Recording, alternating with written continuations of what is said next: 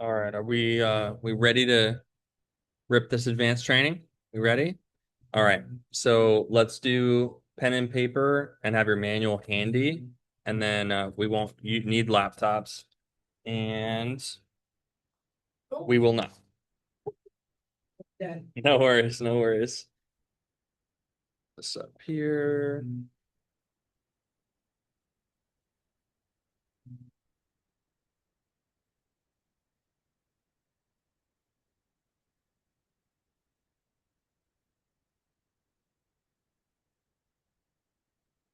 Okay.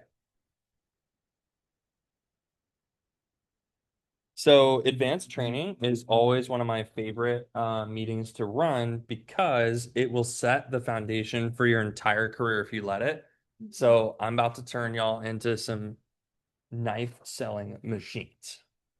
Okay. Now, one of the things when you're brand new is your first weekend, it doesn't determine really anything because you're brand new. So don't worry about anything that's happened at this point. Um, whether you're doing great or you haven't gotten your first order, whatever the case is, the stuff that we're going to teach you along your journey will set the foundation. The first thing is when you're brand new, all that matters is getting as much on the board as possible in your fast start to win the Cutco. When you have the Cutco, you use it more, you sell more, and you show more, and people buy more. Fast start only happens once though. So do yourself a favor. Don't let yourself get any less than 3 grand. That's like, it doesn't matter where you're at, because like, check this out. Um, of course. Yes. So bad. Yeah, that one's at 3K, so you've already pretty much won that, right? But usually as long as someone's working consistently, they're always going to get to 3K because it's the equivalent of 3 homemakers or 10 average piece orders. So as long as you do about 15 appointments in your 10 days, like usually you're slotted to win that level anyway. And yes, you do get the spatula spreader, but try to win as much as possible. Specifically, your goal is to get to a minimum of 8, so you win all of the Cutco prizes. But keep this in mind is that this is a pie chart of how someone, their first 3 days on the job, they only sold 1,700. The next 3 days, they only sold 1,300. But then look how much they sold on the Friday, Saturday, Sunday, the last 3 days. Anything can happen. It's just about putting yourself in the position to win, which is meeting with qualified prospects, having one, two, three, four demos each day. Anything can happen. Now, this guy has moved on to running his own district office, but I don't think that when he was in his first weekend and he only sold one set or 3 orders or whatever, I doubt he was thinking much of anything. But he kept working, kept working, kept working, and boom, it worked out for him. So let's talk about how to get great at Cutco. Okay. There's a couple things here. There's 3 main things with Cutco. The first one is you got to get down your referrals, got to master it. It's as you learned this morning, there's only a couple things that factor into it. It's all about memorizing the approach that's less than the Pledge of Allegiance. And so get it done tonight. The longer that you procrastinate the memorization of the rec approach, the worse. So just get it done. And then there's always a couple common concerns. With referrals, the only things you ever hear are, I don't know anyone. I need to ask them first. Those are really the only, or I'm running out of time, I gotta go. There's only like a couple common concerns. Once you learn how to handle them, then everyone gives you referrals. But just being ready for those common concerns.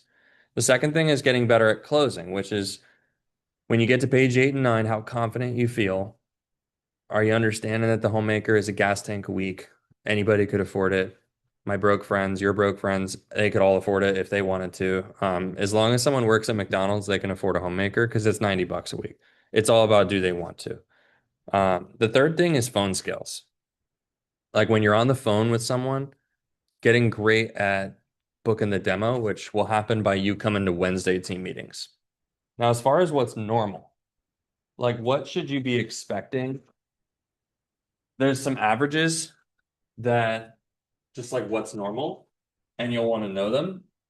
So, percentage of appointments completed, like when you initially set up the appointments, you should be completing about 80% of them.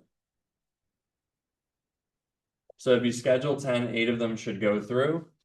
If it's lower than that, then there's an issue with the yellow bullets that are like, if you reschedule, then I don't get paid, like all that part. If you don't read that with passion, then you'll have a lower completion, which is why I'm like, hey, make sure to read those yellow bullets because that factors into the completion ratio. You should be selling 70% of the time. The average company ratio is 60%, but that's for people who are like not confident, don't know what they're doing. They're just reading the script. Their manager probably didn't train them as well, right? We sell Cutco. It's if they don't buy, they're going to waste thousands. We got to find a way to get something on the board a vast majority of the time, but this is what is normal, about 70%. Um, 5 to 10 referrals per appointment. Rex, referrals, same thing. But really the number should be 10. It's just some weeks you'll be a little bit beneath 10. So as long as you're in that 5 to 10 range, you're in a sustainable area. Our best people will be averaging like 20 plus. But that's where we need to be with that. Um, your average order should be greater than 400. To give you an idea, average in this office is 500, great is 750, the best is 1,000. And average order, it's like if you factor in whatever you at in sales in total for the week, divided by how many people just bought something, and that gives your average order. So if it's lower than this, all of them have certain things that factor in that make it go round. For example, if what determines if you have an 80% completion ratio or not? What influences that number? How do we control that? Your energy or like reading the bullet point? It's the firm up part of page 24, the yellow bullet points, and how you say it and your energy. So what determines this? What determines if they buy at least something from you on your appointment? Your energy and how well you've promoted the product. And specifically, Closing. it's the junk knife page, which is page 3. When you're going through, if they see that there's an issue with their knives, then they're going to need to buy some from you. And it would be your goals. At the end of the day, you're meeting with a 40 or 50-year-old mom. If you share your goals and you're like, this is really important to me, and you're down to $50 and they don't, like, they spend more at the Girl Scout. You know what I mean? Like, you know those Publix cookies? Give me a break. How are they going to spend more with the girl they don't even know for cookies than Cutco, right? So if you want a really strong sales ratio, page 3 and sharing your goals. With referrals, it's just memorizing page 15 and asking with energy. With your average order, it's page 4, 6, and 7. The value page where we polish the knife and talk about all its features, and then the page where we say, how would you use this tool? How would you use this tool? The cool part about this business, ladies, is that once you like everything has a causation and you're in control of a vast majority of the results that you get, which is how we can have career professionals operating year round, making hundreds of thousands. Like you got to remember that point too. You do the same demo as David Young, and David Young is at $92,000 in sales in the home just since January, right? So it's like, but he does the exact same demo. The only reason that he sells more is because he's been doing this and has mastered it. So you want to strive to master it too, because then you can change all your results. Nothing is luck and nothing is chance. You don't like you don't no one gets lucky and submits $1,000 order.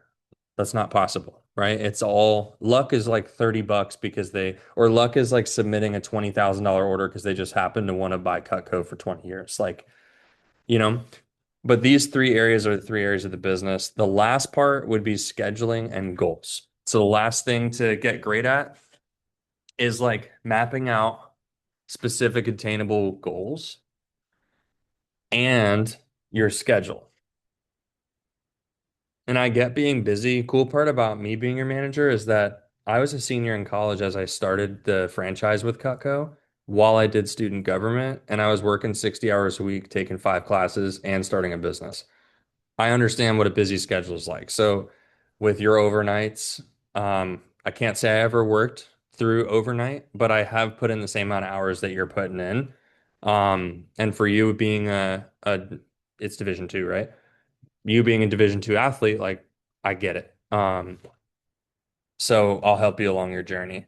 As far as recommendations, you probably touched on a lot of this morning.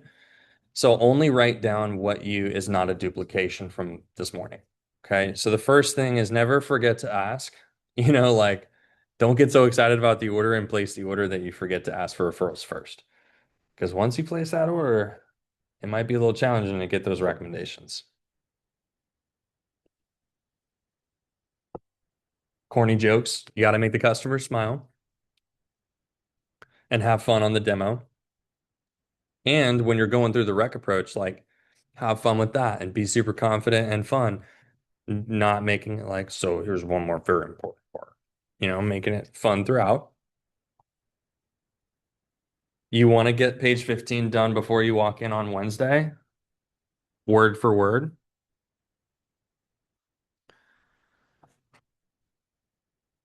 You always ask for more. They give you 20, ask for more. They give you 100, ask for more. Never just settle for what you get. Always ask for just a few more. And then if they say no after that, then you're done. But I never, like one time, Dave Cohen and his wife, I still remember the appointment because he gave me 82 referrals. And I was like, is there any way? And I asked for a little bit more, which takes some cojones, but I did, and he got to 100. And then that's 18 more prospects I didn't have. So always asking for more. If they say they don't know anyone, be like, oh, Miss Smith, like if you go in your contacts, how many contacts do you have in your phone? 5,000? I just need 10, right? And like, don't let them get away with, I don't know anyone. Like clearly they do. I was talking with one rep on our team and he was born and raised in Jacksonville and his mom's like, "Oh, I only know 9 people." I'm like, "Jacob, do you honestly believe that your mother only knows 9 humans on the planet?" He was like, "Probably not." I'm like, "Exactly. So offer to do the chores around the house for more." Giving them ideas. So thought jogging them. One thing that I always loved is giving specific. The 2x5 method is one of the things that I love. It's two people. If they can think of two people from these categories, and I'm like, Miss Jones, getting a 10 is easy. Who are the two? And then you want to focus on nicest, um, doesn't hate College. hardworking college kids, right? Two people who are nice and don't hate hardworking college kids that are in your family. Who comes to mind? And saying like, who comes to mind instead of do you know anyone? So they start thinking. So I'm like, hey, Miss Jones, who are two people in your family that are nice and don't hate hardworking college kids? And then what about two people who are your friends or acquaintances? What about two people who are coworkers? What about two people who are bosses, former or current? And then neighbors, and then people from church. If they can think of two people from these categories, they get to 10 easy. And so if you give them specific categories, you don't give them all at once, but you go through each one. Most people can think of two people in those three categories easy, and that's already six. And then it's like four more, Miss Smith, you got it. The other thing is you got to pull out that automatic sponsorship page. So you know where you're getting signatures and stuff, make that matter, right? Like show them, be like, you got to sign it, Mrs. Smith. You probably heard about that one, making jokes, making them laugh. The peeler. If they buy something, you can give the peeler for free by adding it to the cart and bonusing it. As long as they get how many? How many were, yeah, 20 referrals. Now, if they don't buy anything, you can still give them a peeler, but you'd have to buy it from me for $8. Um, it's worth it, but that'll be up to you. I would do it all day long. To get in front of 20 moms, I'd pay $8. And then familiarize yourself with the common concerns. And the biggest thing in sales is remembering that people's common concerns, they're really just things that you have to help them solve.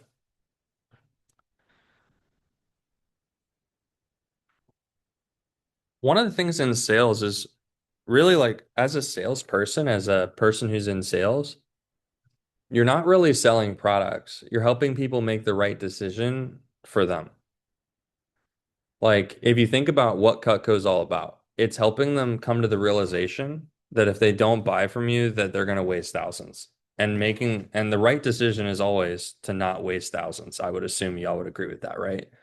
So ultimately, that's all that we're doing. Just like with referrals, we just have to help them realize that their friends aren't going to be mad with when you reach out. We have to help them realize that no one cares if a college kid working on a scholarship paying through school is calling their friend and being like, "Hey, can I practice with you?" And just remembering those things. And then you heard of this from Mr. Harris, forgetting all the bad results and starting with a fresh slate every single time. Don't get in your head.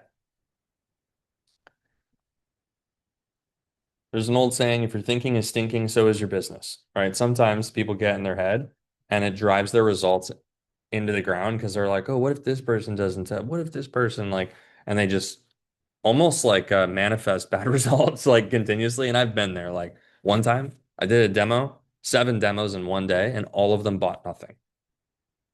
100, can you imagine? And I was driving. I was driving to each appointment. I had spent over $100 in gas. I had a terrible car for gas mileage. But what was happening is after the first three said no, I got in my head and I'm like, nag, and I'm going into the appointments and I'm in my head. And I caused the other four to not buy because I was being a big old nag ball and I didn't have selective amnesia. Because then I had a coaching call that night with my manager. He got my head out of my butt. And then the next day I sold 5 grand on 3 appointments. So just making sure you're not getting in your head about that. And then, of course, how many times have we said this?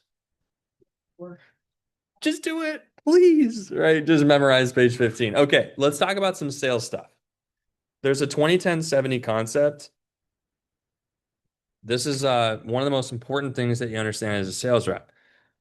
When you're showing Cutco, 20% of people will always buy your product. I did Cutco with a guy named Peyton Marion, and he he actually was this was in West Palm, Ayana, and this kid is so crazy. He did a demo, and one of the Mr. Nasty knife, it actually like it like fell on the cat or it did something crazy. Like someone got hurt, whether it was their cat or the customer. It fell off the table because they hit it with their knee or something. Okay. He still sold over 2 grand on that appointment and he was bragging about how, he's so good and blah, blah, blah. The reality is 20% of people will always buy. 10% of people will never buy. I remember doing a demo with a guy and he straight up looked me in the eye and said, I'd rather waste thousands. And I was like, all right, cool. Like, he's like, I like new stuff. I'd rather waste money and have new stuff than have the same thing for 50 years. I'd rather waste money. I was like, all right, nothing I can say to that. No judgment, but kind of crazy. 70% of your results are all dependent on you and your demo. Because remember, everyone gets the same training. Everyone's seeing HM3s. If you saw 10 ladies, 10 different families, what is the only common denominator between those 10 people? they're The seeing me. So you got to ask yourself that's what I mean, is that whenever you get bad results, 10% of the time you did the right things, it doesn't work out.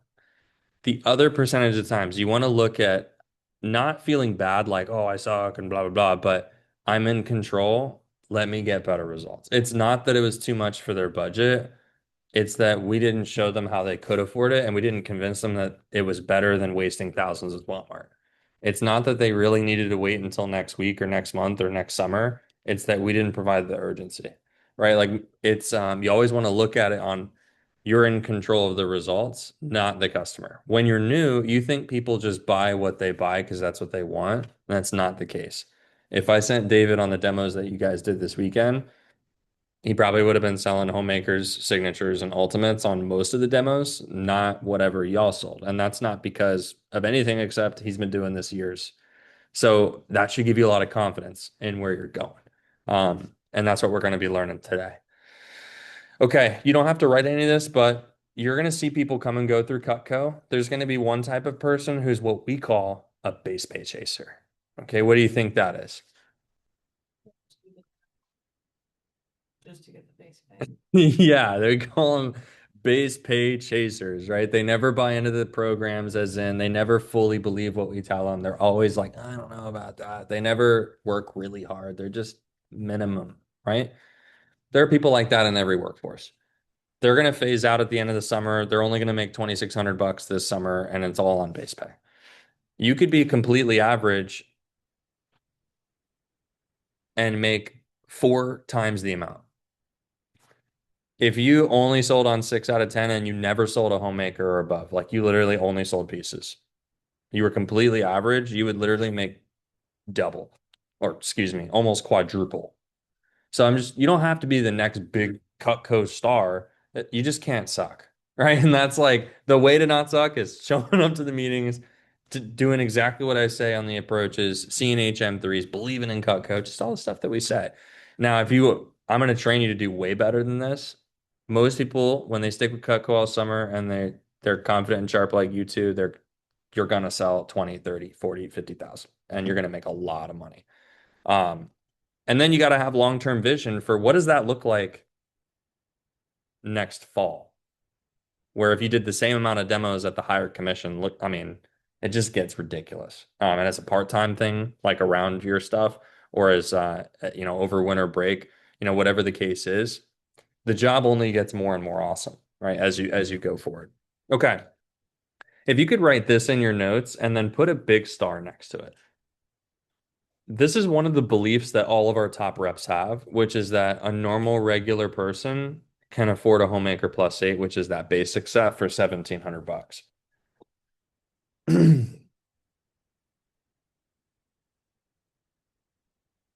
You remember in training we went around and we talked about how what everyone spent on the things like that girl had the shoes for 1,000 bucks or like, and we went around. Yeah.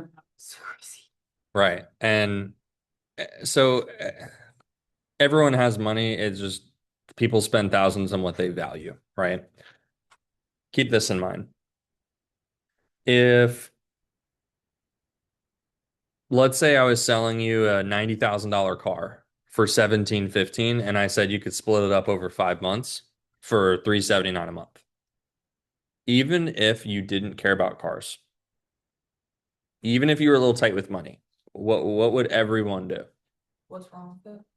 And then if nothing was wrong with it and everything came back clean, what would 100% of people do? Yeah, it didn't matter if they liked cars, needed a car. It doesn't matter what the situation is. They'd buy it because the value is here and the price is here. Does that make sense? When you ask someone to buy a homemaker and they say it's budget, it's not actually their budget. They're 50 years old and they can afford $379, right? It's that they didn't see the value, right? The homemaker breaks down to 95 bucks a week, which is 2 tanks of gas or 1 tank of gas if you are a truck driver. Like if you drive an F-150, you are well over $100 every time. Are we saying that this is the question I'd be asking myself. After sitting with me and using Cutco, how do they not see that Cutco is more valuable than 2 tanks of gas? Just the 2 tanks of gas. Right? But like that amount of money is like if they needed to spend 2 extra tanks of gas, no one's in the position if they own a home where they're like, I don't know if I could do. They're just gonna do it. Or those darn FHP. Someone gets pulled over, they're obviously not going to prison. They're going to pay the ticket, and even though it wasn't in their budget. Or, you know how sometimes kids get in accidents when they're younger, 16, 17 years old? What happens to mom and dad's insurance? Skyrockets. Is everyone riding a bicycle to work or are they going to pay the extra? They're going to pay the extra, right? Or if they're in the summer, our utility bills go up exponentially because of the AC, especially if they have a house, it's an extra 1, 2, 300 bucks. No one is singing Kumbaya and sweating, ice buckets. They're going to pay the extra 100, 200, 300. The average American wastes $1,497 a month on non-essential items every single month, and that's your average regular person, not someone well off. So this would be like a teacher. As low as $700. This would be on subscriptions, coffee, energy drinks, Dunkin', whatever it is, right? So you got to ask yourself, when you show Cutco, are they seeing more value in watching Netflix than saving money for 30 plus years? Or what's going on, right? Here's the other thing. Mani-pedis. It is $2,400 at a minimum a year for someone to do mani-pedis semi-regularly, which would be once a month. That would be 2,400. Or if they go every other week or every week, it's as much as $5,000. Do they see more value having a flower on their finger than Cutco? Right? Like these are the things that we would need to really ask ourselves. Here's the other thing, cell phone service. Well, a year, it's about $1,000 to $2,000 a year for a family cell phone plan, right? Or more. And they pay that for 30 years. That's 30 grand. How do they see more value in having an iPhone that only lasts them 3 years than Cutco that lasts for 50? Right? These are just things that I always talk about. So as you leave advanced training, I want you to be convicted, right? And listen, you know how you guys took the CVI thing and it's merchant innovator? Me too. And we care about people and we're also sensitive and we care about how others feel. You were like, oh, if someone disrespects my teammate, like that's how you get me pissed. Like we care the way that the three of us are wired is that we care deeply about others, I would assume, right? If you're like me. It's not about disregarding and having a lack of empathy for people's financial situation. It's a matter of knowing that just like when a girl says, I have a boyfriend just because they don't want to give their number, it's the same thing when a customer says, it's too much for my budget, right? Question? A lot of people answered and said, hey, I've already been called like 2 weeks ago and I already took the list. If that happens, hit reached and then you can hit not interested, or you can hit wrong number. But when you say a lot, like, do you mean like two or three people have said that or? Okay. Yeah, no, I wouldn't worry about it too much. That just means someone didn't click the right button. So it's nothing you're doing, but if it happens another couple times, come talk to me and I'll switch up the list. All right. Sorry about that. I'll make sure the next person marks it. No, no, you're good. Thanks, Eden. Okay. So yeah, leaving here, when you look someone in the eye and ask them for a homemaker, I want you thinking what I'm asking is I'm saying, would you like to spend two extra gas tanks to save thousands of dollars and save your family thousands of dollars instead of, oh, I'm asking them to spend a lot of money, you know? Okay. Would we agree that knives are a necessity? Yeah. Okay. One thing you can cover with customers is at the end of the demo, if they're like, oh, I don't know, honey, budget or timing or whatever, what I always did is I'd say, I do the normal. Do you like Cutco? Would you use it? By the way, how are people responding? Are they saying they like it and they would use it? Okay. You never had someone yet who's like, oh, I hate Cutco. You won't. If you do, you can just end the demo, and call me because that'd be weird. But I do all that. And then I say Cutco's expensive. It's worth every single penny of your hard-earned dollar. Then I go into this and I say, so Mrs. Smith, would we both agree knives are a necessity? She's like, yeah, yeah, honey. And if they say no, try to walk them through. Well, how would you cut food? And like, oh, I guess you're right. It is a necessity, honey. Then I'm like, okay, well, there's only three options for you. I'm going to pause there. Do you see how the angle you want to take is you're like more of a consultant, an advisor, not a salesperson?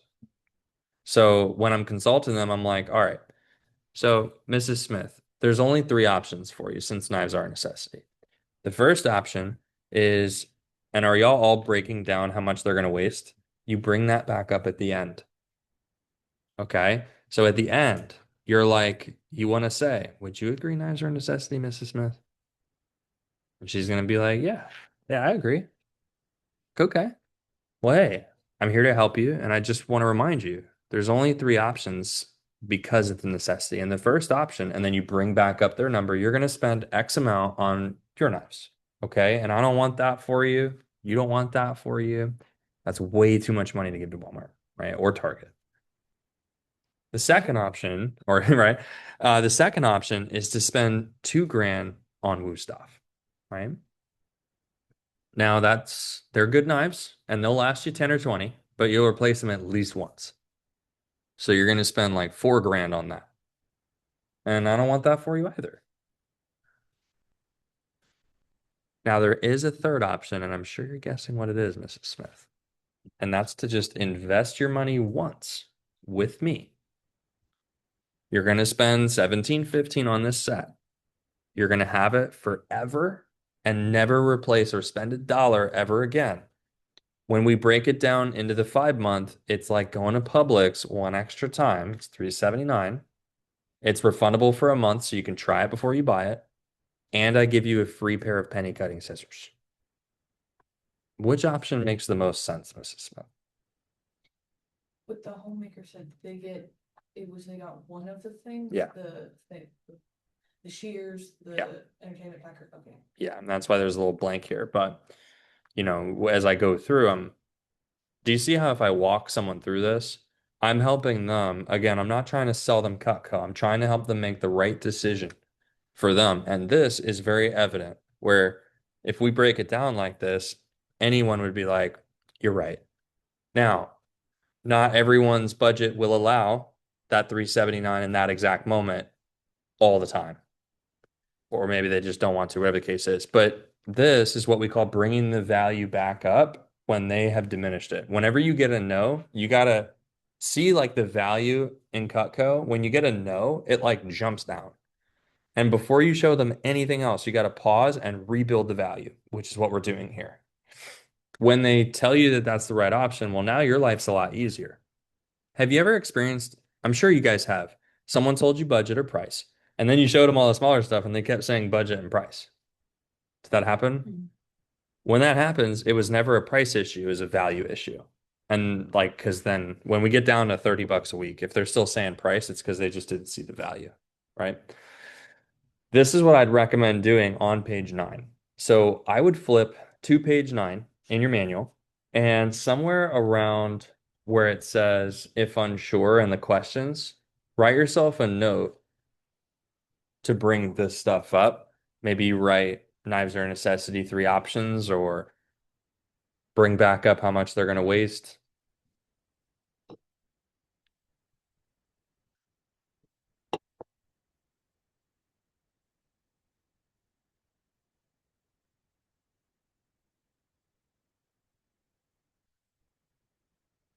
It's a lot easier to make sales when you're mentioning to them, like, hey, I'm just here to help you. If you're not buying Cutco, you're gonna spend it either way. So my job is just to help you find the right option. And then anything else that they say, just keep bringing them back to, yeah, but Miss Smith, if you don't, then you're gonna end up wasting a lot of money. So we want to get you something from Cutco, instead of buy this or why not this and that kind of thing. Okay. Make sure you're building the value higher than the price. Mr. Harris gave the example of a forever tank of gas for 1,700 bucks. Everyone in America would buy it. You are, and something to realize is you are selling. Think about it. There's no other product that can offer the type of guarantee that we have. But you've really got to get that across. Like spending a grand or two for a lifetime is nothing. It's nothing, right? Like think about everything else that they're spending money on. There's so much more. It's the cheapest thing that they could ever buy in their life, but are you realizing that? And are you conveying that to people? Like 1,700 bucks for a lifetime investment is nothing. I can't even max out my retirement for that. It's 7 grand a year to max out retirement, you know? So, all right. When you guys are, if you have someone who cancels, don't just say, oh, no problem. You want to tell them how big of a deal. So, like, if someone cancels on you moving forward, you want to like I always assumed like something bad happened, so I'd get them on the phone and be like, "Oh my gosh, are you okay?" Because I don't want to be a jerk and be like, "How dare you?" And then they're like, "My kid fell off and he's in the hospital." So I'm always like, "Hey, are you all right? Like, did a family emergency happen?" And if they say yes, find a new time, reschedule. But if it's something silly like, "Oh, I just forgot," you want to kind of come down a little stern and be like, "Hey, well, I was counting on that for my paycheck." And here's a line. I'd write this down. You ready? It's a funny one. I get a lot. Reschedules are like a misdemeanor. Cancellations are a felony in my office. Misdemeanor or reschedules are like a misdemeanor. Cancels are like a felony. I don't want to have to go to court with my manager. So can we make sure the new time works? So you can use that analogy. It'll make them laugh, but also remind them like, hey, this is for real. Like it's not.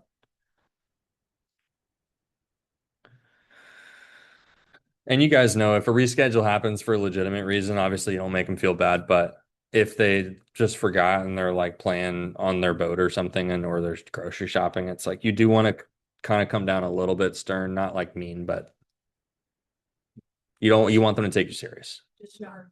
You wasted my time. I blocked off this time for you. You said you were gonna Exactly. do it. You didn't. Now I've wasted time. And finding a way to phrase that where it doesn't come across rude, but you're not like, oh, no problem. So that way they don't keep doing it. Because I went down a loop of really, you know how there are some people out there that just have no concept of time. There are some people like that. And if you let those people like run you around, then you'll like it's like really frustrating. Okay. Let's keep rolling. The two most important tips are increasing your enthusiasm for Cutco.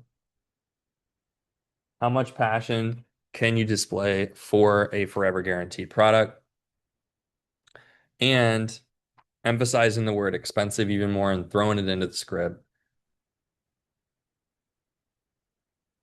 Eventually, you'll get to the point where no one tells you the homemaker is too expensive. They just say that there's a lot going on and they might need to look at something smaller. But if you were the CEO, as you may be one day, who knows? Anyone can. Our CEO is getting older. Maybe it could be you. But if you were the CEO, how much would you charge for a product that saves people thousands, that lasts 50 plus years, that works perfectly every time that they use it? And ours is only 1,700, 2,500, 3,900, right? So, but does your customer see that at the end and getting them to see that at the end? And that's what we do for the expensive. So there's four reasons that people don't buy Cutco. There's only four. And you got to see them coming and handle them before you get them. There's no other reason on why they wouldn't. The first is if they say they weren't looking for knives, their knives are fine, or I'm not in the market, which is my knives are fine, basically.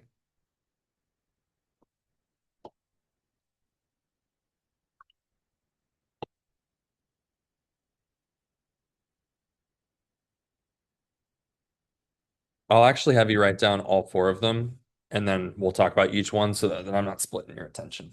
Do y'all struggle with writing and listening like I do?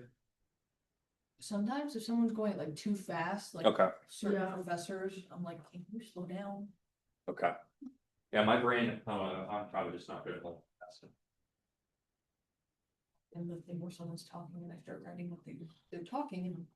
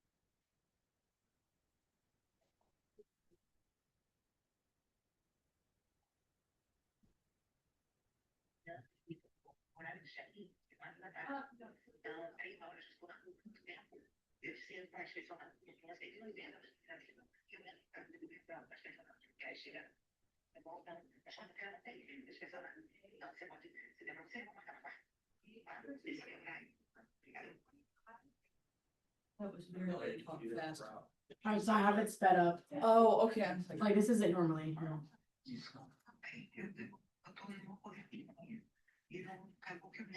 But I have it. I have it. Okay. Yeah. Okay. I have it 2x. Yeah. Wish I could talk that.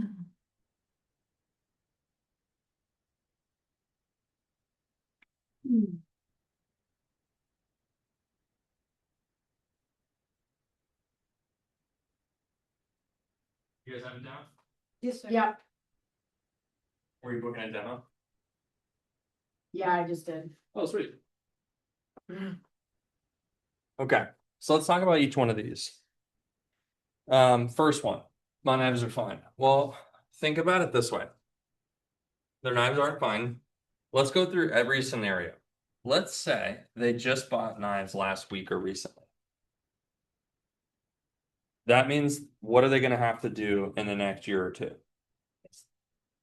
So they still have an issue, right? They're still dealing with that. So, but it's like finding all that information out at the beginning so that you know how to handle it. The idea is each of these pages, you're covering this potential objection. So the way to look at your demo is that these are the four things that someone could say as why they don't want to buy Cutco.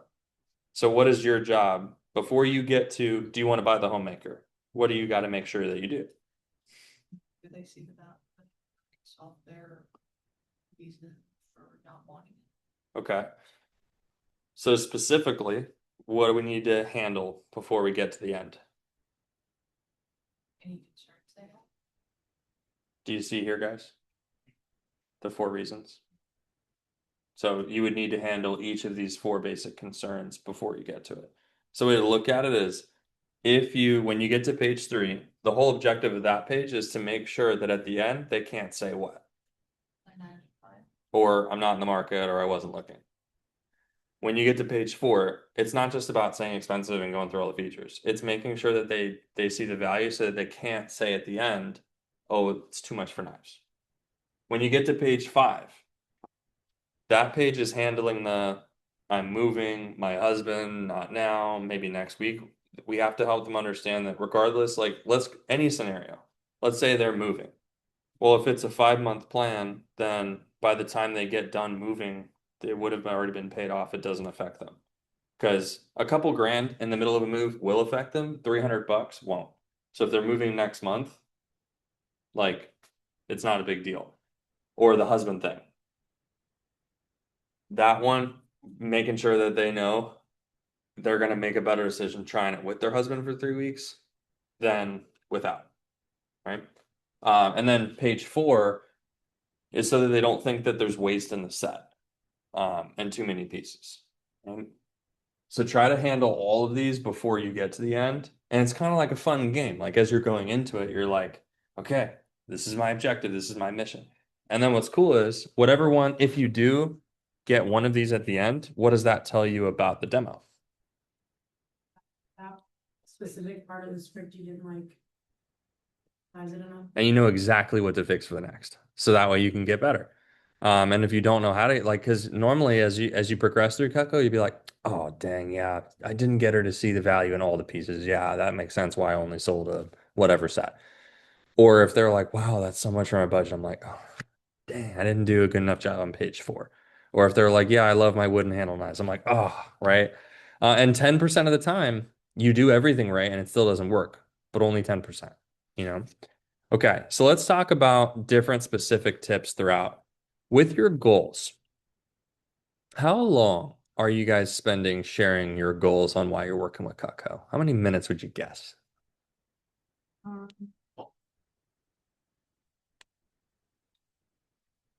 Probably like 5 to 7. That's a perfect time. Excellent. Now, here's the where we bridge the gap. Is it evident to them that through selling Cutco is the main and only avenue to hit your goals? Or is it more about, hey, just listen to my goals that I want to attain? And which one do you want it to be lined up with? So as you're going through the process, you want to think about like when I did my demos, did I show you my goals page? I think so. Yes, the boring one. Hey, that boring goal sheet, it sold a lot of Cutco, man. And y'all's look way better than mine, right? I tied in each of my goals into how I had to hit a sales number to attain it. And so at the end, the mom is saying to herself, if I don't buy, I'm not helping Taylor, right? Or if I don't refer, I'm not helping Taylor. And they have to understand that, right? So like when I talked about taking my mom on a cruise, I was like, hey, Mrs. Smith, like, and I would tell them a story about my mom, right? So I'd be like, yeah, so my mom's name is Rebecca. She's a school teacher for 18 years. Then she switched to sonography, like doing like, like the ultrasounds, right? Now, I think I had a 1.9 GPA going into senior year. I was a terrible kid in high school, right? But then I pulled it up and graduated 3.0. But I was a real pain in my mom's butt. So it's my turn to pay it back. Her dream has always been to go on a cruise. She had to work 4 jobs in order just to put food on the table as a single mom. So I want to sell enough Cutco to save enough money so that I can take her on a cruise. So Miss Jones, my goal is to sell 20,000 this summer or 30,000 or 40,000 so that I'm able to, take her on that cruise. Now, and then every single goal led back to me hitting a certain sales number or seeing a certain amount of people. And I never said it in a way where I made the person feel like they had to buy, but I said it in a way where they realized that I really wanted to hit the number. And if I hit the number, then everything else would work out. Right. So finding a way to, like, for y'all's goals, can you give me one example of like a goal for you that you have on your goals page? One of mine is like not relying as much on my parents for like money, because they've already. One thing I always say in my thing when I bring up my family, I was like, oh, well, they already paid for me a lot of money for me to move here and go to high school here. I was like, and my high school was $50,000. And I was like, so now I don't really want them to have to worry about my college expenses. Boom. And that's every mom loves the whole, I don't want to mooch up my parents. That's like music to their ears, right? So when you say that, it's like, hey, I want to sell, and your specific goal is 30,000 or more, so I win a scholarship, so it'll help me with my family and it'll help me take off any pressure that they might have on future fall expenses. Right? For you, what would be one of yours on your goals page? One of the main things I talk about is helping out my parents now because they helped me out through high school. Um, my mom helped me get my first job because she worked at the hospital I worked at. Yeah. And now I want to help them, even though they're not helping pay for school. I want to help them any way I can because they did everything for me. Now, like, it's my turn to help them. Boom. And tie it into the demo or sales number. Right. And just so you know, if for to hit your income goal, you just need to sell like 1 or 2 grand each week. And so you can be sharing that with people, right? So sharing your goals 5 to 7 minutes, making it crystal clear that yes, these goals, they're tied into your success at Cutco, a part of it, not separate from it. And by the way, at the end, don't feel bad asking the mom to spend 30, $50 on a table knife just to help you. Remember too, like I remember I had had like 10 sales in a row and this lady wasn't buying. And I'm like, look, can I be real with you, Miss Smith? I'm at 10 sales in a row and I really don't want to break that streak. Like, is there any way you could just get the table knife or even a $20 cutting board just to help me? Like, if you can't, like, no big deal, but I really don't want to break this streak. Like, it's not a big deal. You can ask for that as well. With the notepad, are you guys taking notes throughout the demo on things that you learn about them? Can I help you elevate it just a little bit more? Okay. When you are building rapport in the beginning, you're building rapport to get to know them and build a connection, but pay attention to things that you can leverage later on. For example, if I find out that her kid is huge in sports, I would want to write that down. So at the end, if she's like, oh, I can only think of 5 people, I'll be like, wait, don't you have 20 soccer moms that you hang out with like every day? And she'll be like, oh, shoot, yeah, I forgot. And you could like use it to remind them at the end of stuff, or if they talk about how they have family all over. It's like, hey, Miss Smith, what about recommending me to people who live, in different states? Didn't you say you had family in Texas? Oh, yeah, like those kinds of things. And try to find out a little more about their cooking habits. Like, do they do a lot of meat? Do they barbecue? Are they vegan, vegetarian? Other questions you could ask are how many people do you have over at maximum? Because then if it's more than 10, you can recommend the bigger set because it comes with 10 table knives right on the bottom row. And, that one doesn't apply. Okay, are y'all cutting that penny? Yourself? Well, It's a struggle. okay. Are you doing it like I taught you in the office? Are you? It's Because still a struggle. yours was easy. You did yours really easy in like 2 or 3 times. Yeah, it's like 2 times. Yep. Are y'all actually doing it on the appointments? I haven't done it. Okay. I would. Angle my camera down. I still would because it's super. Think about it. It's one of the most impressive demos. Like, and if they tried to cut the penny, they wouldn't even get even a little bit. You know? So still cut the penny even on the virtuals and cut rope and leather. Just angle the camera and be like, look at this, Mrs. Smith, right? And like cut through. It, by the way, try to get like a junk knife. Like if you go in y'all's drawers at home, do you have like a Walmart junk knife? We have the literal plastic ones that they tell us not to use in the demo. Show those on your demos. Cut the rope if you're doing virtual, cut the rope, like show them what it's like, especially if you're not in person. If you're virtual, like let them see. People have to see to believe. The video doesn't do it justice. Have y'all ran into people? Exactly, right? Have you ran with the gross face? Have you ran into people with wooden handles? You have? One, Okay. Are we doing the whole 7-Eleven driving there and sticking your hand in the toe? Are we doing the examples?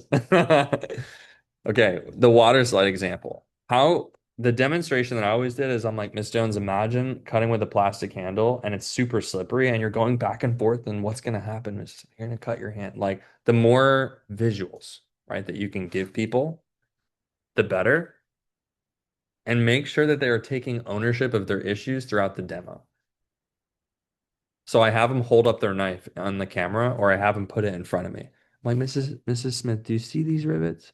Okay, so what happens here is they're going to expand and contract, and these rivets are going to turn into big moldy gaps in about 5 years. Right? Did you know that? Making sure they're taking the ownership, right, of their issues and not just hearing information about other people's knives. You know? Okay. With features and benefits, can y'all flip to page 4 in the manual?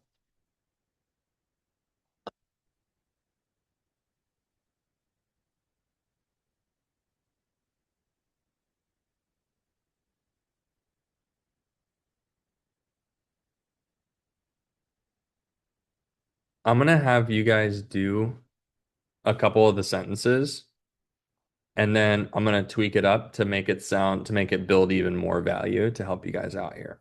Okay. So why don't you start with the first one, and then I'll have you do the second one. well, I'm like reading all this. Yeah, well, first, do y'all read every bullet on every demo? Yeah. Yeah, just about. There might be one, like I'll connect it Mm-hmm. instead of like stop and then the next one, but make it, oh yeah, this, and then this, like with the lamb thing. I just made that all one. Sure. My first one, I literally said, how does that feel in your hand? And I was like, oh, wait. No I think it was my mom, but worries. Well, yeah, why don't you do the first feature and read through all those bullets in the first feature? okay.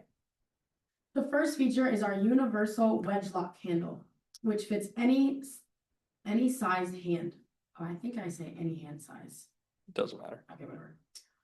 Designed by industrial designer Thomas Lamb, he studied over 700 pairs of hands, and Lamb also designed the polio crutches and the bicycle handlebars. We're also the only knives endorsed by the American Arthritis Association. The universal design locks your hand into place, increasing control and safety, while reducing your fatigue. This makes Cutco more expensive, but it's definitely worth it because you're cutting comfortably and safely. And we paid 1.4 million in the 1950s for this handle, which is equivalent to $15 million today. All right, excellent. So what we're gonna do here is when we see the word expensive, we're gonna look up and pause on that word expensive to make it sound even more and emphasize. So it'll be like blah blah blah blah blah, expensive, blah blah blah, blah, and like going back to it. Because most of the time you are looking at the manual, reading it. When you see that word, just look up and kind of look at them and be like expensive, and I kind of make my eyes go a little bit bigger. The other thing is I want to soften the voice a little bit so that it sounds like I'm in a Gucci store. Okay. Right? So I wonder if So that's all right. Give it like 4 months and then Yeah, same. I don't own any designer. Now, if someone's giving it to me for free, I'll take it. I'm gonna try and do it because I don't have the manual in front of me, but so the first feature, Mrs. Smith, is our universal wedge lock handle. Hey, it'll fit. I'm gonna act like I'm reading. It'll fit any size hand. It was designed by industrial designer Thomas Lamb. Now he studied over 700 pairs of hands. Now the universal, oh, he also designed polio crutches and bicycle handlebars. Something, something. Now, the universal design locks your hand into place with increases control and safety while reducing fatigue. Now, this makes Cutco more expensive, like way more expensive, but it's worth it because it's comfortable and safe. To give you an idea of how expensive it is, in the 1950s, we paid $1.4 million to Thomas Lamb to patent the handle. That's like $15 million today. So you see how like the voice Yeah. and I'm tying it in. And just to give you more background information, we did pay Thomas Lamb over $1 million in the 50s when we first founded to have him do a special study just for us to craft the very perfect handle so that we would have it forever. Like that's how much we spent on it. So as you're going through, like that's the angle we want to take so that they're like, you know what I mean? Like they're that's how we want. And then when we go and like, yeah, the second feature. And I'm kind of so I'm really excited, but my voice isn't like loud. Unless they can't hear you very well, then it'd be a little loud. Yeah, it's like, I can't hear you. Speak up. Come closer, Mrs. Smith. No, I'm just kidding. All right, here, try it one more time. This time, try to implement those couple of things. See, my thing is I don't have a soft voice. That's okay. So, I'm like loud. yeah, and that's great. But this time, like, you can just maybe just act like you're whispering. Maybe that. But you're in the library. There you go. When our library is loud. Oh, Like people talk. That's crazy. Yeah. Because there's like first floor, second floor, third floor. Okay. And I never go to the second floor because that's like the actual books. Mhm. And if they anyway. Try it. Like literally whisper. Almost, yeah. Like act like you're talking about something that's like hush hush and like super expensive. like the T is in the, but you don't want the Right, but you really, can't yeah, you can't let the T know that you're talking about it. Yeah. All right. Okay. So our first feature is the There you go. You can do Is it. that good? Let's go. Yeah, that's great. Is the universal wedge lock handle, which fits any size. And designed by industrial designer Thomas Lamb. Studied by No, it's a good point. You're doing good. 700 pairs of hands. And he also designed the polio crutches and bicycle handlebars. We're the only knives endorsed by the American Arthritis Association. The universal design locks your hand into place, increasing control and safety while reducing fatigue. This makes Cutco more expensive, but it's worth it because it's comfortable and safe. And then right here, we're gonna say it's so expensive that or to give you an idea of how expensive it is, we're gonna tie in expensive one more time into the next line.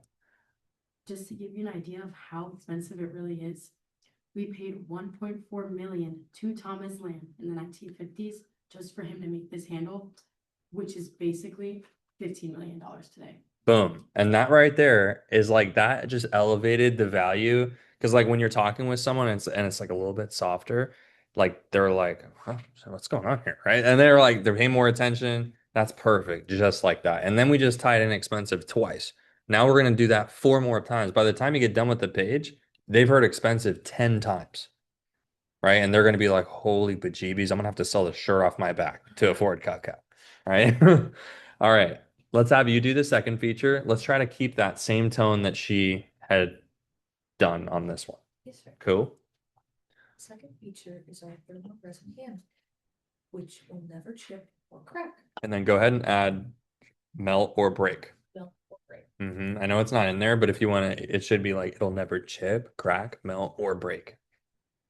And then you can write a note. It doesn't melt up to 375 degrees. Really hope someone's not sticking their knife. Correct. right? Unless they literally light it on the burner for like 3 minutes, and it got to that hot. So yeah, it'll never chip, crack, melt, or break. Hmm. Crack, melt, or break. It is an expensive material to use, but it's worth it because it's dishwasher safe and sanitary. The thermal resin is expensive because it's the same material that the NFL uses on their helmets. And those helmets are around $700 a piece. Perfect. Yep. And then on this one, for the dishwasher safe and sanitary, you want to add on what that does for them. So when I did it, and I don't do this for every feature, but a couple of the features, I'll expand and tell them why they should care and like build the value and what that does for them. So I'm like, yeah, so the second feature is thermal resin, which will never chip, crack, melt, or break. It's a very expensive material to use, but it's worth it because it's dishwasher safe and sanitary. And what that means, Mrs. Smith, and here's where I'm going to tell them why that should matter to them. Like, so imagine, and like somewhere on the page, if you want to write that phrase, so imagine, or if you can imagine, the more that you can tell stories, the better. So I'll be like, Ayana, imagine after a long day of work, you can actually cook and not have to hand wash every single knife by hand. And anytime that you never had to worry about sanitation because everything washes right off, nothing soaks. And to give y'all more background, thermo resin is the one of the only products where anything that touches it will wash right off, nothing soaks in. So unlike wood handle, anything that comes into contact with the thermo resin, like the white handle, what would you think that would happen if you dunked it in red wine for a week? Let's see. But it doesn't. Nothing sticks to it. Nothing absorbs. The only thing that happens is it fades into off-white after like 20 years, and then they can send it back, get it buffed out. So I like to expand a little bit on the feeling of like dishwasher safe. Like Mrs. Jones, imagine like, and from the report section, I'll know what her work schedule's like. So I'll be like, Mrs. Jones, you work as a nurse, you get home after 12 hours, your option is either to waste money on eating out or to cook, but you don't want to cook because it's high maintenance. Well, Cutco is low maintenance. So you just throw it right in the dishwasher. Saves you oodles of time. She's like, yeah, that is really nice. I'm like, that's right, Mrs. And I keep, all right, let's have, and you guys get the point there, right? That's how we want to progressively go. And then when you get to the rope cutting, play the video, but then you can do the rope cutting if you're virtual with the junk knife versus Cutco. If you're in person, obviously, let them cut the rope. Okay. And then you want to make a big deal out of the double D edge. So the fifth feature is our most famous. It's our exclusive Stay Sharp double D edge. Specifically with Cutco, how long does the double D edge last? 10 years. So if they're gonna buy one or two knives, we got to make sure one of them is a double D edge. We always want to get a double D edge in their hand because it's gonna last longer than our straight edges. You want to go off on how there's three straight edges that are razor sharp in between each point, so it's cutting at like 50 different varying points all throughout the blade.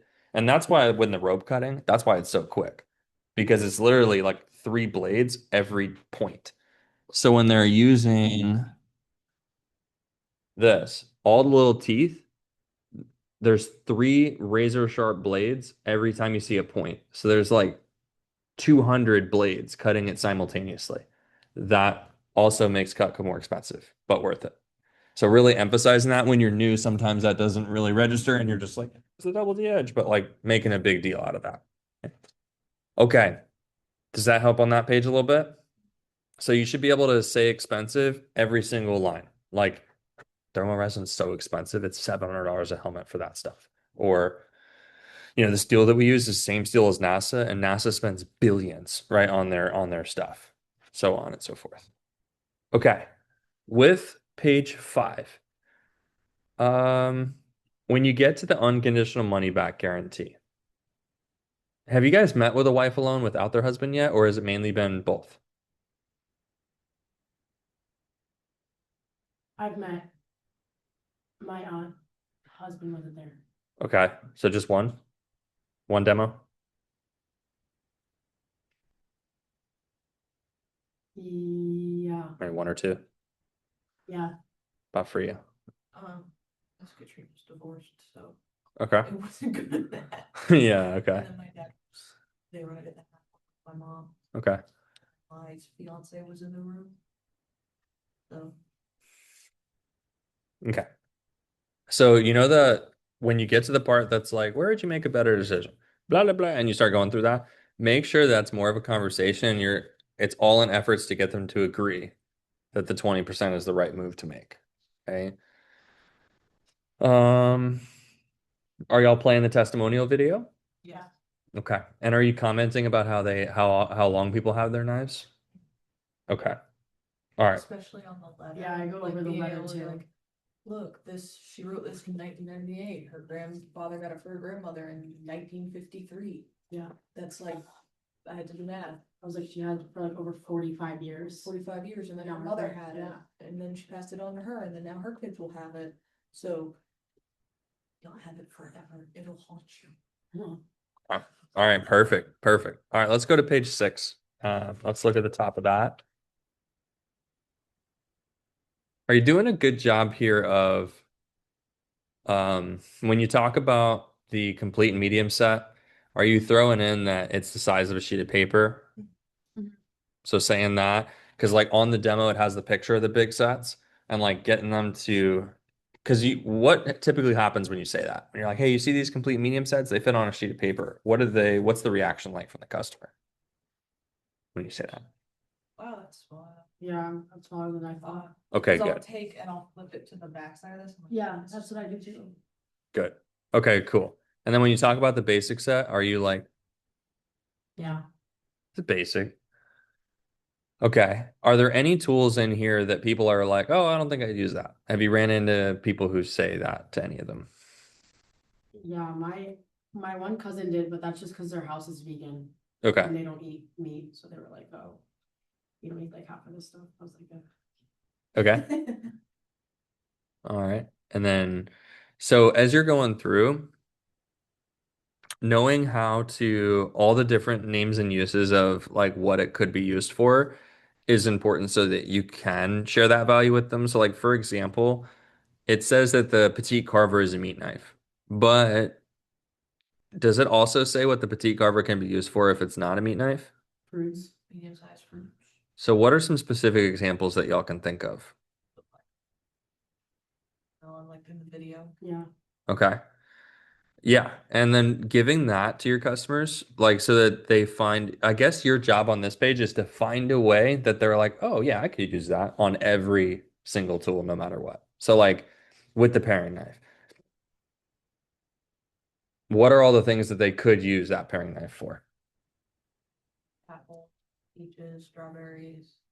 What about, Potatoes. what about stuff that's not right on the page? Hold on. You like kiwi? Yeah, kiwi for sure. Kiwi's good. I love kiwi. Uh, like Avocado, chives. Oh yeah. taking it and then going around the pit, right? So that you can just open it.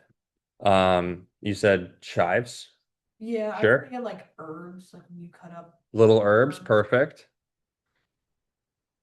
Skinning a pear, Yeah, that's what I was gonna say, like pear or mango or something like that. mango. Yeah, sometimes. I Yeah. have braces, Oh, so. fair enough. Yeah, I'm allergic to mangoes and they have iodine, which is the same chemical in fish, shellfish, and I can't have that either. Do you know that? Oh, Mangoes are strong in iodine. Yeah. Yeah, I'm allergic to iodine. Yeah, yeah. Penicillin. But yeah, right? And then when you go through each tool, so like the trimmer, it's not just for small fruits and veggies, but if they're vegan and if you know that going into it, you can kind of frame it, but it's also for trimming fat on chicken, trimming bone around the bone for pork, or tomatoes, or grapefruit, or anything that's about yay big. So what I like to teach my customers is size of the blade, size of the food you should be using it for, not bigger or smaller for the most safe and efficient way. So when we're looking at Mr. Nasty, if they're vegetarian, instead of saying chicken, ribs, and all that, what would we want to say for that one? How could they use Mr. Nasty if they're vegan, vegetarian? Definitely. Think squash. Squash. It's a vegetable. It's like it's like the yellow or like zucchini, like the yellow and green, like big. Like there's acorn squash, butternut squash. It's the. Yes, the gourds. What's up, Ellie? Oh, hello. Do you know what squash is? What? Do you know what squash is? Squash. Yeah, like the vegetable? Okay. Big squash. You do? Yeah. Okay. We were saying we could use Mr. Nasty on squash. Yeah, you can use Mr. Nasty squash. Um, yes, and watermelon. And then also think of all the crazy ones like papaya. That could be one. Or artichoke, right? Dragon fruit. Mm,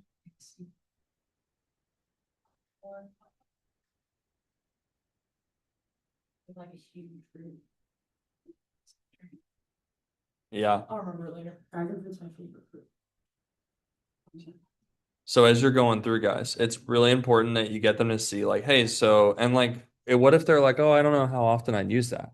And then you could say, well, would you use it? I mean, you could agree you'd use it at least a little bit, maybe once in a while. And so I'd write the phrase, like you can turn your manual and on like the side of it, you can write maybe a little bit once in a while. Maybe a little bit once in a while.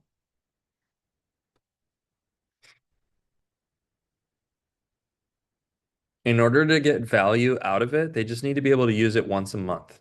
Because you got to think, once a month is 12 times a year for 30 years is over 300 uses, right? So as long as they could find a way to use the tool once in the month. And here's the other thing you didn't know is that we can customize the basic set. Oh, Okay. So if I would hypothetically, have sold so many basic sets if I knew that. yeah, well, now we know, right? That's why advanced training solves everything. Okay.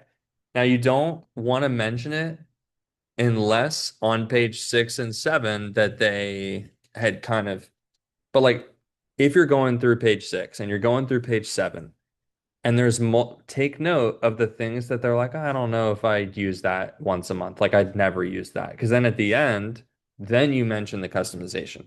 But you don't want to mention the customization every time because it is a pain in the butt. You know what I mean? So like you don't want to have to, but we can. Make sense? Okay. I think I literally got asked the other day if they could customize basic sets. And I was like, no. It's all right. And by the way, we can edit orders too, right? Now one thing that we have running on special right now that isn't normally there, and I'm not sure if you guys saw it, but it's the limited edition basic set that's out right now, and it's not going to be out for much longer, and it comes fully customized for all of the best tools. It's a little bit more pricey, but I'll show you that.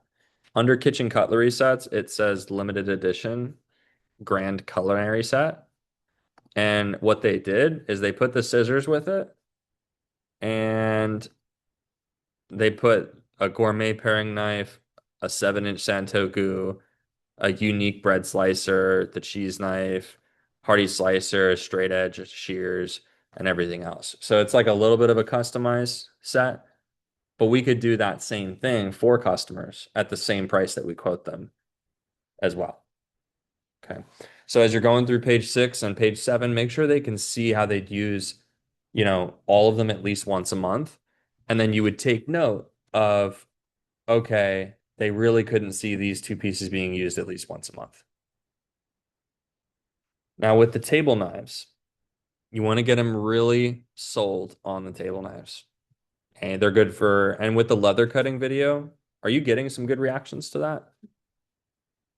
With the cutting leather? Yeah. So they're not just for steak, pork, fish, chicken, anything at all. And then the steak knives, right? Getting them hooked on those too. Now with the kitchen tools and the entertainer pack, are you guys just reading what's there or are you kind of adding and going off on how awesome those things are as well? I'll read it and then add like the gym tool set. I'll say like, oh yeah, it comes with the 5 pieces there, dishwasher safe. It can replace and then I'll point to the screen and be like, your ladle, You know, it's got two different types of spoons, and then the whisk, I'm like, that's a whisk. Mm-hmm. Cause I was like, I was confused at first too until my manager told me what it was, 'cause I didn't know what this was. Yep. Looking at it. So with the entertainer pack, you want to go off on how the ice cream scoop melts as you go. Did I not say that in training? It melts? It melts it as you go. It melts the ice cream? As you go.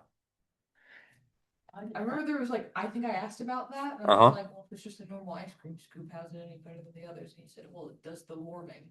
Yeah. As you go. So it melts as you go. So you want to like, Told my mom.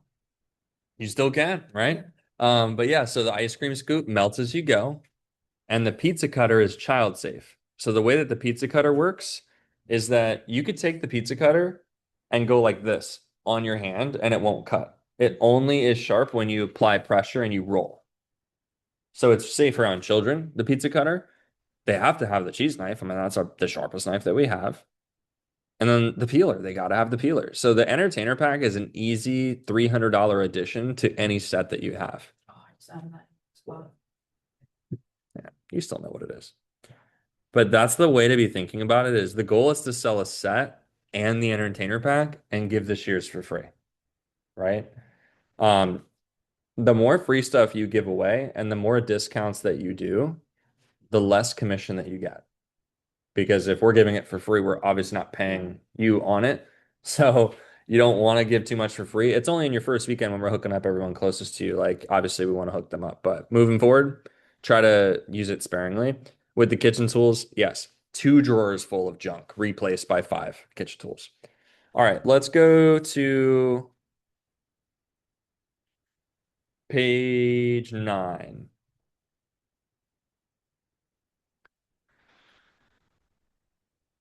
Are y'all doing the head nod? Are you? Yeah, I actually have done that Yeah, but every single time. I'm let's go. All right. And then now we know to bring back up how much they're going to waste, in the 3 options. Knives are a necessity. You got 3 options, right? We know to do that if they say no. We still do the same questions. We still say Cutco's expensive. It's worth every penny.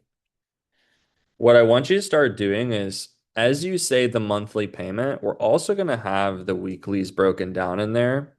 So are the weeklies already in there? No, it was just the monthly. It's just for the other sets that is small. Yeah. So next to all of the monthly payments, in your calculator, just do the math and take the monthly by 4. That's all you have to do.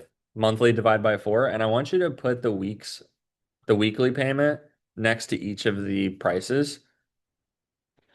Write it nice and neat, and then I'll show you what we're going to do with that.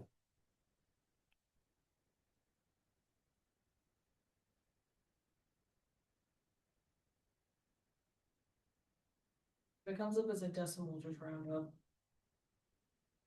Yeah. Yeah, it's smart. In the meantime, you can listen to some really awesome music.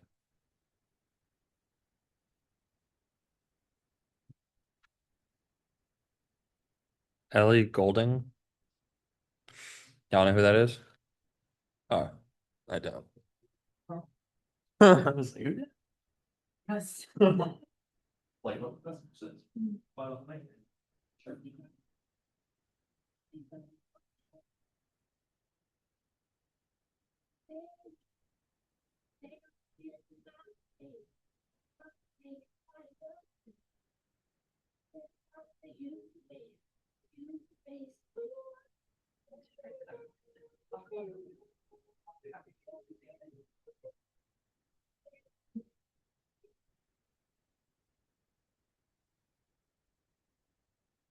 And then try to do it for all of them so you have it. The all the sets on page 9.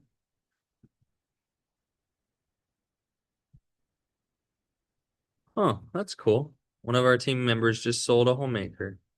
Seems like whenever y'all are here, people just sell the homemaker. Remember last time I was like, hey, someone just sold a homemaker. Y'all have it for all of them?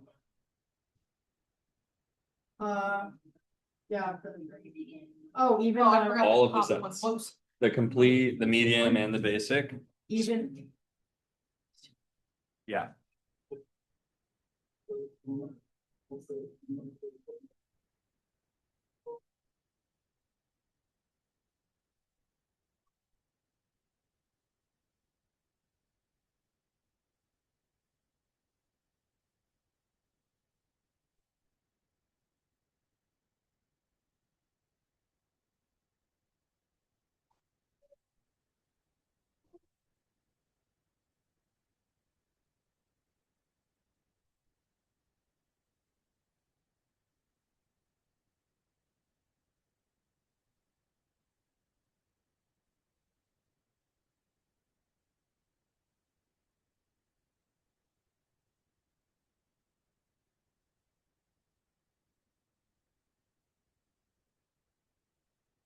Okay. We have all that? Yeah. Good. Okay. So with page 9, okay. When you ask them to get it, go through all the things, you want to drop down very slow. Okay, the slower that you drop down, I'm gonna teach you a little secret. Are you ready? You hanging on to your chair? By the way, that's a corny thing you can be like if you're about to give a discount, be like, can you go grab an extra pair of socks for me real quick? She's like, what are you talking about? I'm like, I'm gonna blow your socks off with this discount. Are you ready for this? All right. So it takes how many no's to get a yes in sales? Three. 3 to 4. Okay. The higher you start, the higher you finish. Think about it this way. We start off on page 9 where we're trying to sell the homemaker or better. Then we have, if that doesn't work, then what do we show them? The galley set, The galley set. And then if that doesn't work, what do we show them? the smaller sets, which is the gourmet, essential studios, basically they're all blah, blah, blah. And then if that doesn't work, then what do we do? Pieces. Then we go to the 4-piece special, which is a buy 3, get 1 free. And if that doesn't work, then you can do 2-piece with a gadget for free. And if that doesn't work, then 1 knife. And if that doesn't work, then we have the cutting board. Right? So right now, as we launch you out of training, it's 1, 2, 3, 4, which is why the average order is around $400. Okay. Now, what if we can find a way to add in a level at each one? Then you naturally would sell around here. And what that is giving a discount before dropping down to the next smallest. No, regardless of the situation. So Homemaker Plus C, before we go to the galley, what do we want to at least show them? Discount. A discount on the set. Does that make sense? So discount, discount, discount. And it's like, if you think about it, like, what are the odds they wouldn't say it? Like, it's very rare that you get down all the way over here. And by the way, we don't want to come out of the gates and say, oh, we have a buy 3, get 1 free. We would say, here's what the price is for the 4 pieces that you want. Oh, that doesn't work? Well, we have a buy 3, get 1 free. Does that make sense? So this would be buy 3. We wouldn't want to say, oh, if you get 2 pieces, you can get the gadget for free. We'd say, here are the price of the 2 pieces. And if that doesn't work, then what? Then, oh, I can throw in a gadget for free. It's $60 savings. You guys following what I'm saying? We can't do anything with 1 knife or a cutting board. That's the only situation where we can't drop down. Okay. Now, also, if you can get them on the medium or complete set, like let's say they're like, oh, I really like the medium, and you quote them the full price. And if they said no before dropping to the homemaker, what would you do? Discount. Discount. So if you can start at the medium set, you can get 1, 2, 3, 4 no's out of the way, and you're still at $1,700. So you're probably going to sell a full price galley set. Okay. Now I'm going to give you the discount sheet, and you're going to have all the discounts so that you can provide them to your customer because they're not in the manual and it's hard to find them in the app. Yeah, when you're new for sure. Let me go. Oh, actually, in the saved, I'm sure that it'll be right here. It is. So I'm gonna dump that in the chat for you. Copy.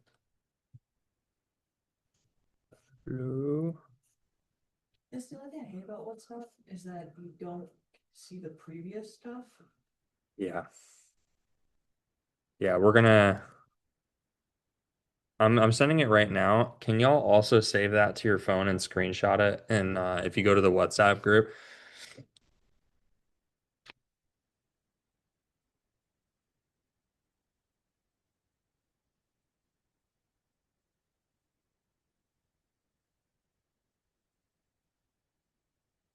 Wait, what did you want us to do with this? save it, screenshot it, Oh, star it, make sure that you have access to it.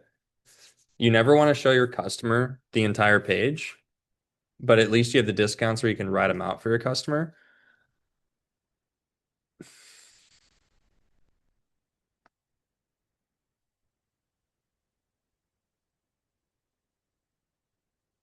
So you'll see it has the normal price column, today only column, amount that we're discounting, and then what the 5 pay is including tax. Now the trick with this is since you can't show them the page, what would you need to do if you want to quote these discounts?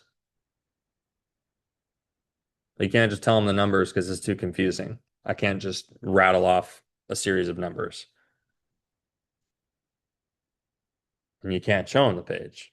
So what do you think you could do? Probably write it down on our notes real quick. Definitely not in the manual, but definitely in your notes, oh, right? And then, or if you're on virtual, you'd be like, hey, Miss Smith, can you grab a piece of paper? Let me know when you're ready. And then you'd say the things slowly so she can write it as you go, right? Now, remember, you want to say the prices smooth and slow, and you never reveal these discounts unless they said no to the full price. But before you drop down to the smaller set, it's very easy. You just say, in your own words, would you want to know the best possible deal just in case? For funsies, right? Anything like that, like make sure that you get them open to at least hearing. Because if they say yes, cool, we can sell them on that discount. Now the only thing is they can't get the free stuff and the discount. It's not both. They can't do an entertainer pack and $600 off. That would make us go out of business, right? So you got to make sure they know it's either you can get the free gift or the discount, not both. Okay.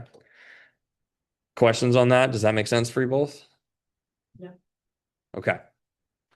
So, with all that knowledge being said, let's talk about how we quote the price. On page 9, when we quote the prices, the reason I had you do the weeklies, go ahead and quote me, Ayana, on the basic set. How much is the basic set with table knives?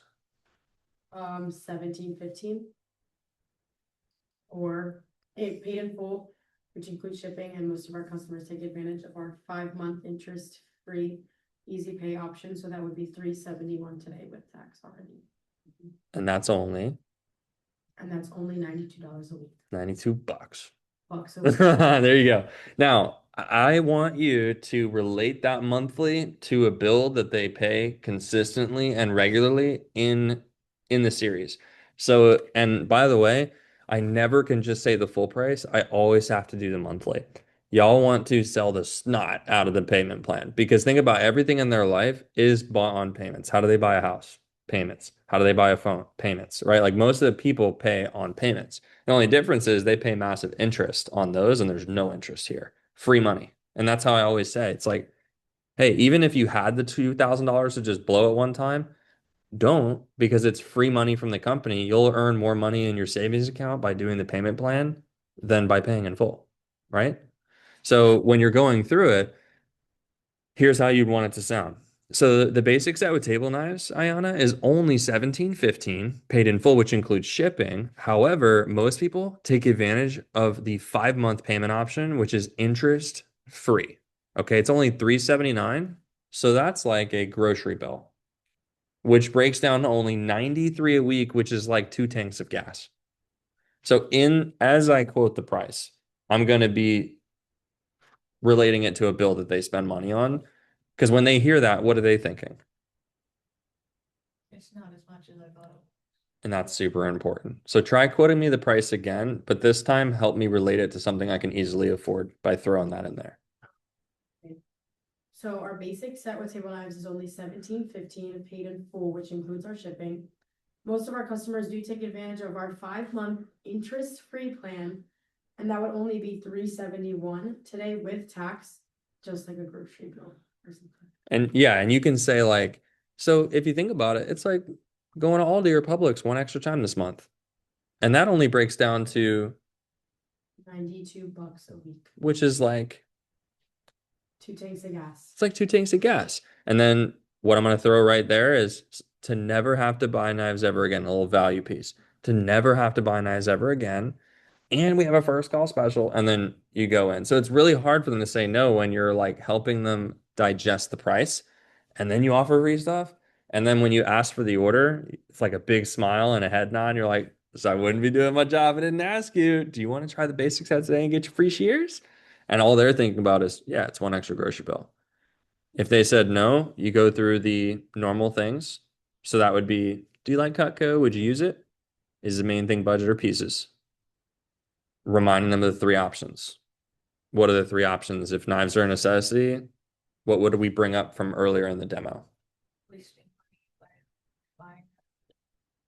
So consult with them and be like, hey, I care about you.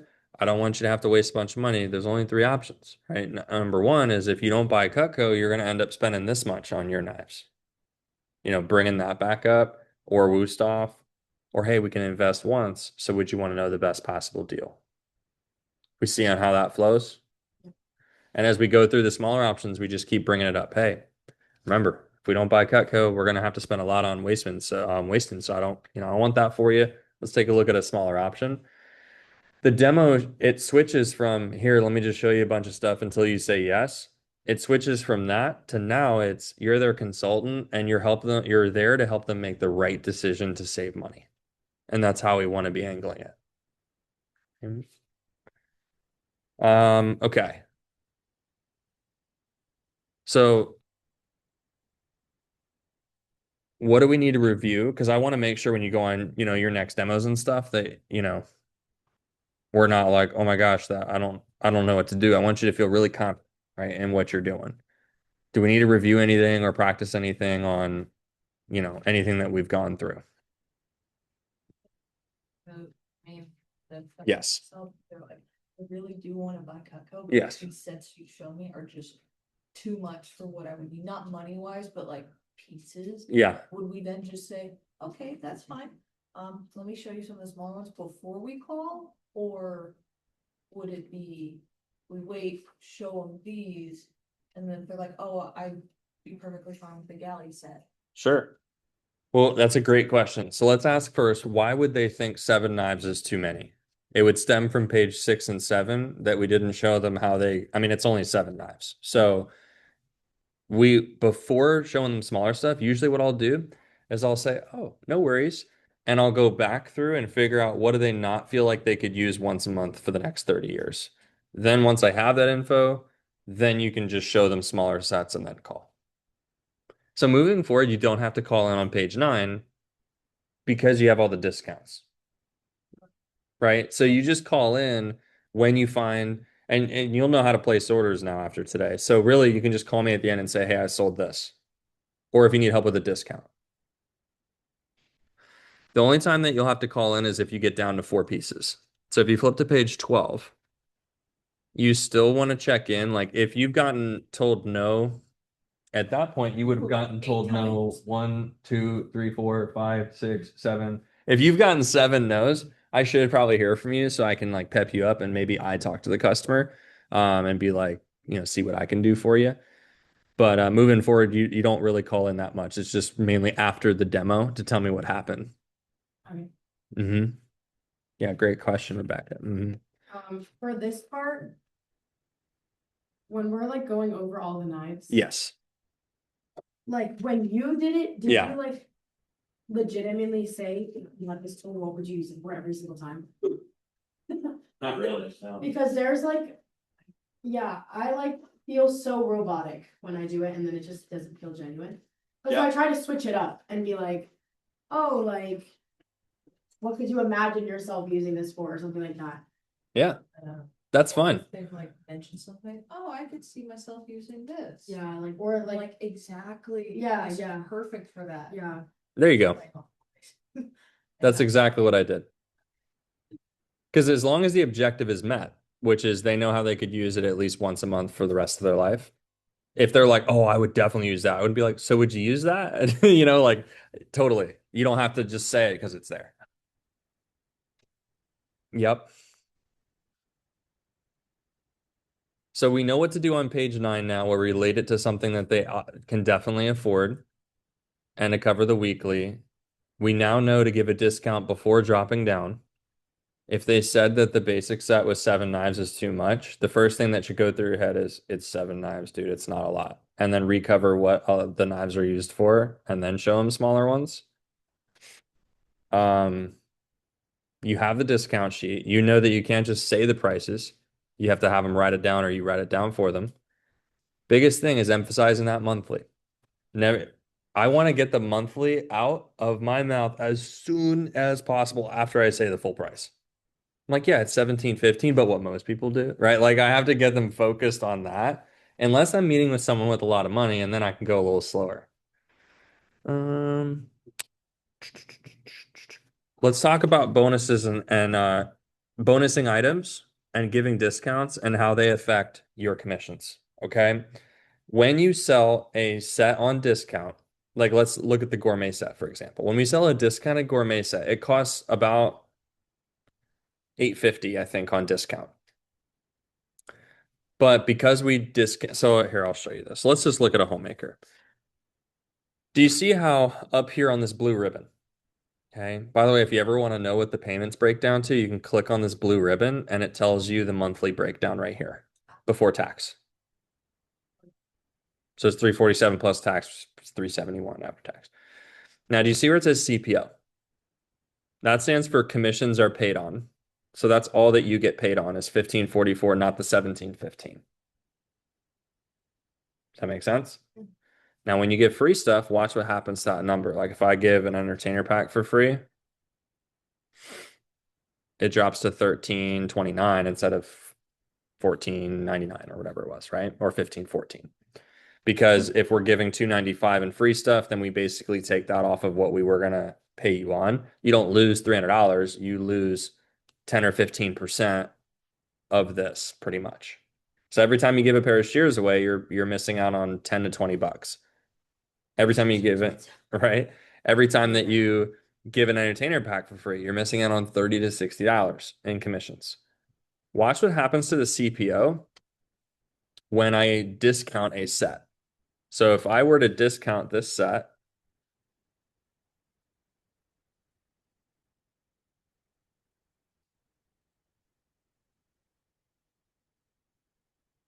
Oh, you have to manually go in and click stuff? not always, I can show you an easier way, but um, what am I missing here? Okay, do you see how the CPO? Oh, that's not even the full discount. Do you see? Yeah.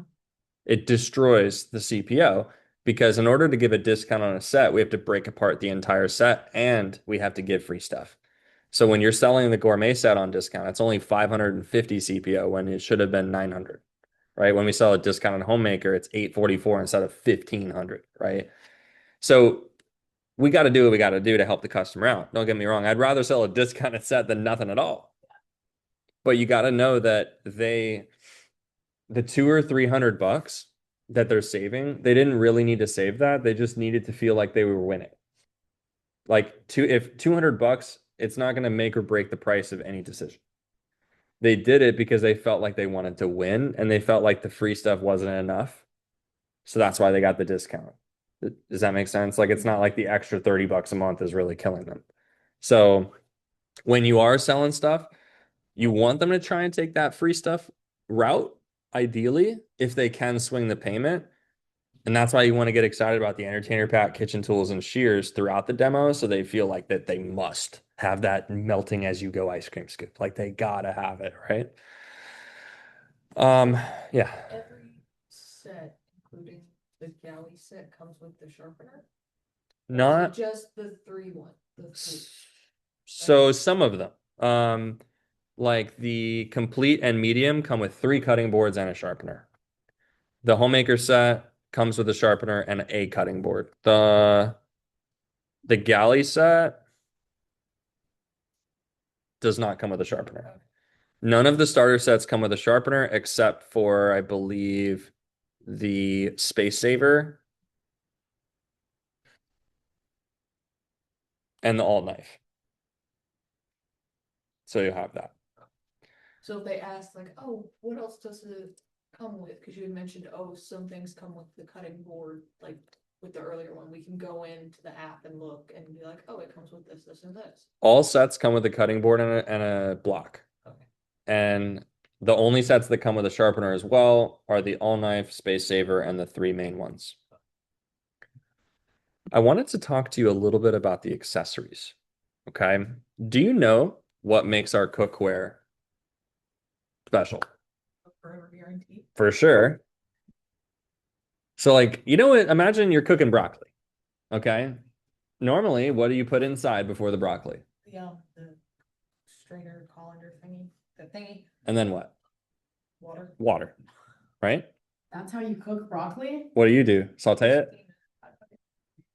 Yeah. And then just, so I think it's a white person thing. But a lot of people will steam it or they will boil it because, like a lot of people do that. Our pots, you could basically what happens is you could throw any vegetable in here with no water and it'll cook itself in its own perspiration, and make it crispy at the same time instead of boiling in water. So it's what we call a waterless pan, a waterless pot. So with rice and pasta, obviously you still need water but with everything else, or what you could do is you could put a raw chicken breast, you could put and a veggie in the same pan, put the lid on, and it'll cook itself all at the same time evenly. Yes, basically. It operates as a pressure cooker because this will lock in, and when it's ready, it'll start shaking, and then you just take it off, and dinner's served. How do I win that? How do you win that? We can set up a contest once you hit 10K. So Yeah. Also, as a reminder, you can build your sample kit with stuff. Let me, yeah. Oh, never mind. Bum, ba-dum, bum. So if you go, this website is really useful, vectorconnect.com. When you go here, you can go to the orders section right here, and you can go to non-customer orders, buy Cutco samples.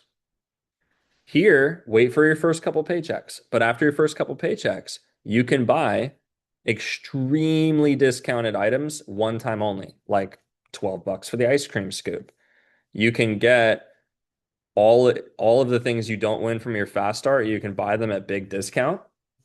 You can even buy the pots and pans. yeah, on that. 105 bucks, and you'll get one of the pots. 261 you can get for 361 and some change, you can get a pot and two pans. So wait for your first couple of paychecks, and see what you win from me for free. Let me buy your Cutco for you, right? When you miss and you're like, okay, here's what I'm missing, then come talk to me. Let's get you some samples because the more that you have, the more that you'll sell. And with the pots and pans, always show everything on every demo. Like make sure everyone knows that we have forever guaranteed waterless pots and pans that are the best in the world. Or our forks and spoons, which are such an undersold product that we have. Like everyone deserves Cutco flatware. When I got it for my mom as a birthday gift, she was like, "Oh my gosh," right? She loves it. And then of course, hunting, fishing, gardening, all that stuff. So I'm excited for you guys as you're moving forward. There's a lot of info. Take one or two things that you learned from today and implement instead of trying to get everything perfectly all at once. Give yourself some grace. The Tomorrow we have you both signed up for the Champions Club in the morning, right? But it's on Zoom and we'll send the Zoom link. And the next time that you'll be in the office is Wednesday, and then after that it's Sunday, right? And then it's just repeat Wednesday, Sunday. Okay. Do you all need rope or leather? Okay, cool. Is there any other questions excuse me, that you had for me? Okay, how are we feeling?